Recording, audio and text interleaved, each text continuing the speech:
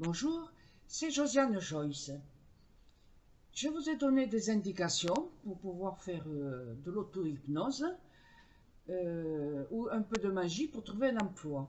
Je vais maintenant vous indiquer quels sont les vêtements à porter parce que figurez-vous que les couleurs influencent ceux qui les portent et ceux qui sont en face de vous.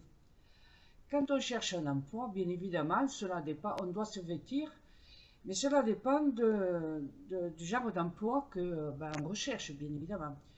Si vous devez vous faire embaucher dans les métiers de l'hôtellerie, serveur, enfin, pour les restaurants de gastronomie, je parle, hein, il vaut mieux se présenter habillé en noir et avec du blanc, un peu de blanc, comme chemise, comme chemisier. Voyez, vous imaginez, vous avez vu sans doute des personnels qui travaillent dans la grande gastronomie.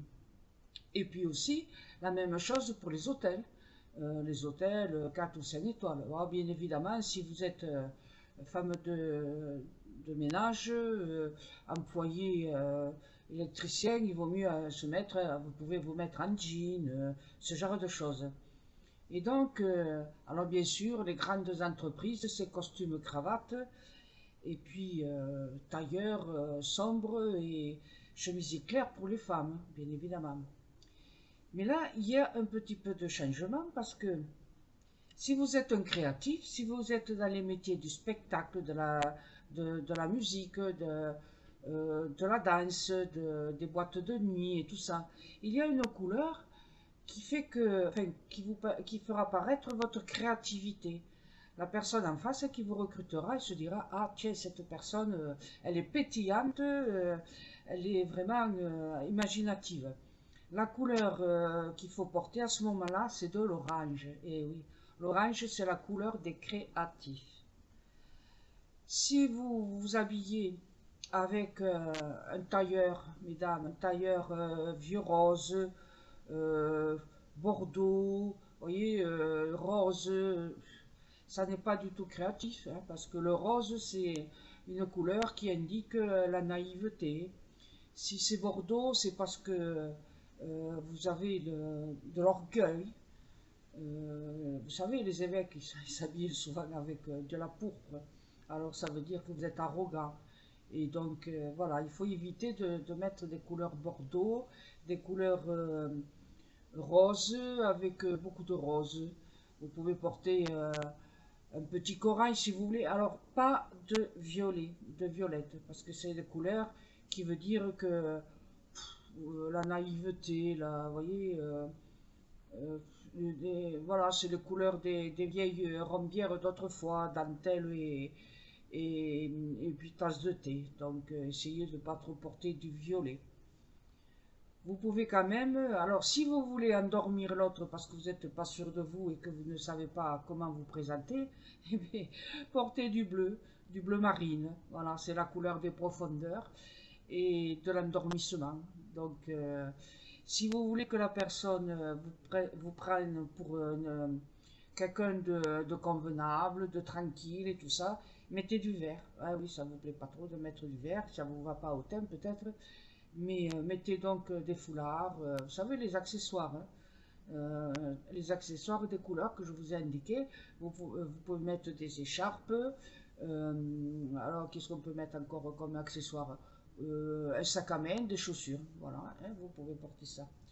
Bien, alors si vous êtes un recruteur et que vous voyez les gens vêtus de les couleurs que je viens de vous indiquer, bien évidemment, vous allez ressentir psychologiquement l'intention de la personne, hein. Et si vous voyez quelqu'un en un jaune, mais jaune un peu sombre, un peu sale, ben, si vous avez une équipe qui fonctionne très bien, méfiez-vous. Parce que quelqu'un qui se met avec un jaune un peu sombre, un peu foncé, c'est quelqu'un qui est jaloux. Voilà. Qui risque de mettre un peu la zizanie dans l'équipe, hein. C'est amusant, non? Toutes ces couleurs. Oui, la couleur influence la psychologie. Et donc, nous sommes à la moitié mars. Je ne vais pas mettre la date parce que ce n'est pas une voyance, c'est tout ce que les gens ils savent sur Internet, ça s'y trouve déjà.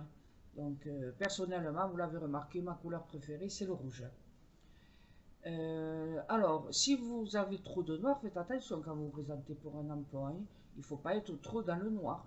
Parce que le noir, c'est la couleur du travail au fond de soi-même. Ça veut dire quelqu'un qui pense trop, qui réfléchit trop et qui peut-être n'agit pas assez.